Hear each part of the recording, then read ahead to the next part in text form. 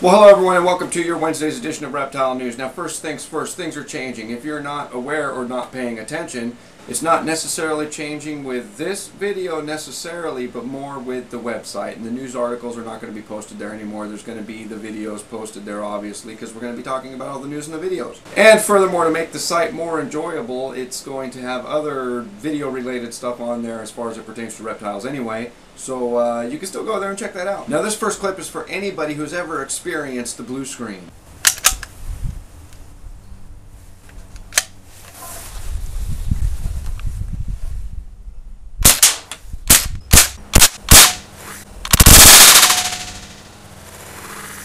That was actually a lot of fun. Now right into the news. The Obama administration has denied listing on the endangered species list of the berry cave salamander, a rare salamander from Tennessee. Now government scientists say that it needs this protection because it's only found in 9 different places around Tennessee. And during a study between 2004 and 2007, only 63 individuals were found. And moving right into our next story, a crocodile knocks a hole in a metal fishing boat. Wow. Apparently a father and son were out doing some recreational fishing when the boat was hit. They, after it was hit, they headed back down the creek when they realized they were taking on water quickly. They say the hole was big enough to fit 2 fingers in, and they used some bandages from a first aid kit to patch the hole up. And the oil industry has struck again. We spoke a while back about the government listing the sand dune lizard on the endangered species list. Well, now oil companies are saying that this is going to destroy the economy and cost jobs because the extra regulations in places they can and can't drill. And of course, Republican Steve Pierce says that this could shut down New Mexico's nuclear enrichment facility. And wouldn't you know it, a non-profit dealing with hazardous materials on the environment says that they have found a way to make a safe haven for the lizards and allow the oil and gas industry to continue production as usual. And of course, most of us have seen a lot of stuff going on, especially on Facebook, of the Brownwood Rattlesnake Roundup, which just came to a close this last weekend. Well, some of you might be happy, some of you might not, to hear that a woman taking part in the final count of that roundup was actually bitten twice when a rattlesnake crawled up her pant leg, and when they went to remove it, she was bitten twice. Stephanie Smith, the woman bitten, was actually the daughter of one of the handlers at the roundup. Now, keeping in mind this bite was actually provoked when another handler actually grabbed the tail of the rattlesnake and yanked it out of her pants, provoking it to bite. Which, of course, leads us to only one final conclusion. You stupid motherfucker, you call yourself a handler. Now, they're saying 4,000 people attended and 1,400 to 1,500 rattlesnakes attended, and prices were at their maximum of about $6 to $7 per pound, which is a very bad sign for those out there that want these rattlesnake roundups to end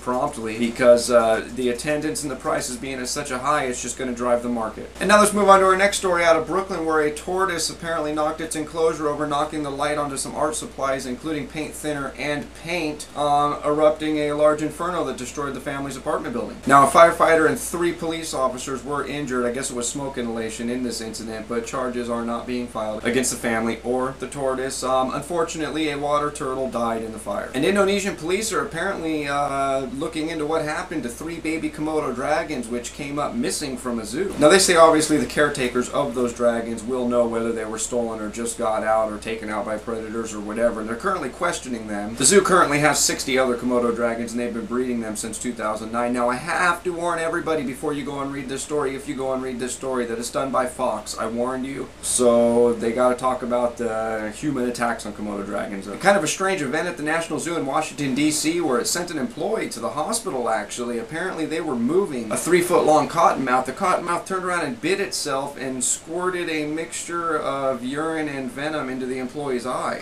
Really? Now they do go on to mention the snake and the employee are just fine, and they're not exactly sure whether there was any venom involved, but they believe there was. And of course, that has been all your news for this Wednesday, March 23rd, 2010. If you'd like to read the full story on any of those, go check out those links right on the website. You know you want to. And of course, if you're still watching, my name is Jason White. Now you know what's going on in the reptile world. Be good to each other.